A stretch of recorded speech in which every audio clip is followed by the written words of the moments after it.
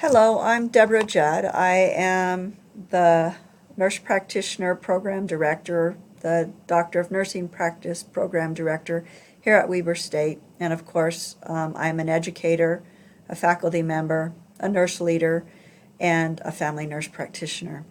What I wanted to do was to talk to you a little bit about our course generally, and also thank you for your video introductions.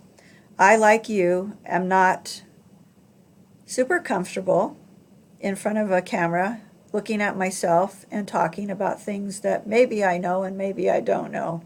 Anyway, I very much appreciated the structured video response assignment that each of you completed and the wonderful things that you shared about the DNP degree, as well as your specific role, be it that of an informaticist, a nurse executive or nurse leader, a nurse educator, clinical nurse specialist such as hospice palliative care nurse, or diabetes educator, or whatever it might be. And as many of you know, nurse practitioners are one of the largest groups of advanced practice nurses that pursue a DNP degree, either from the baccalaureate to DNP level or from a postmaster's to DNP level. So what I thought to do was to recap a couple of things. First of all, each of you know that the DNP is a degree and that it is a degree that's been in transition. It's relatively new. I, at the turn of the century, early 2000s, was involved in the American Association of Nurse Practitioners and the American Nurses Association in some of the early discussions about the DNP, and the DNP degree being the preferred degree for nurse practitioners, no matter what your special focus of practice would be. Additionally, the American Association of Colleges of Nursing, or AACN, was involved in those conversations. And as you've all read, there's been some history in how that degree developed. But what you do know is that there are 8 important essentials that you will go ahead and learn and participate in perfecting as part of your DNP degree. And some of those include informatics. You want to have systems, perspective, talking about the differences between a direct and indirect care, using evidence and science to support patient care or systems change. Also looking at just the role of the advanced practice nurse, whether that be a nurse practitioner role or some other degree associated practice focus. Anyway, each of you have understood better what that means, and those of you that are nurse practitioners or preparing to become nurse practitioners understand a little bit about the nurse practitioner competencies. Those of you that are more focused on leadership or education or informatics, those competencies were also shared with you in Unit A, and you're familiar with them, even if that's not your practice focus area.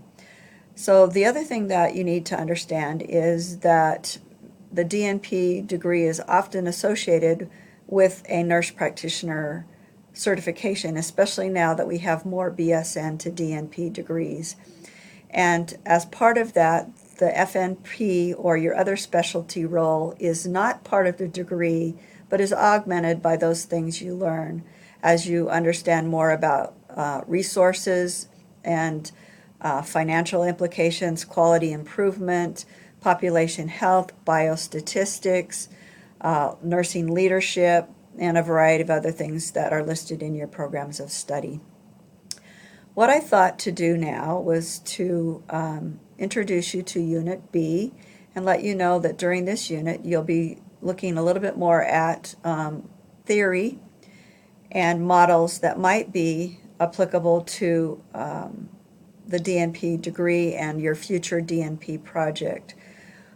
During this unit, you'll have opportunity to explore a little bit more about some theoretical and scientific knowledge that's out there. There are a couple of readings which I have taken the liberty to highlight some of the things that I think are more important, And so as you look at those PDFs from Dinesco and Stewart primarily, that you will, or Barker and Dinesco, you'll look at the things that are of value and maybe skim over things that aren't as pertinent to you today.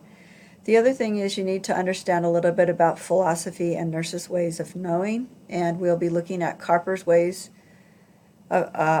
nursing ways of knowing and a little bit about that this week. I'll have some more information for you. A couple PowerPoints will be shared shortly with that.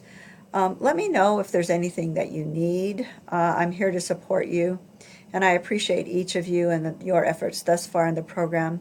I consider you my colleagues, even though I am your program director and a faculty member teaching some of the courses in the program.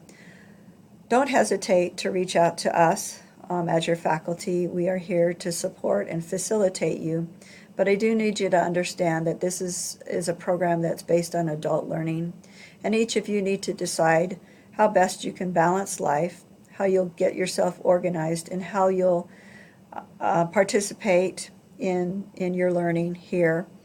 100% is not required for everything that you do. We want you to learn what's valuable, but sometimes a 90 or a 92 is just as good a grade as 100 if it means you have time to spend with your kids or your family, or to spend time taking care of yourself. So don't forget that. I've included a little poem at the end of this announcement for you, which I hope will also help inspire you. You're wonderful, and I look forward to working with you.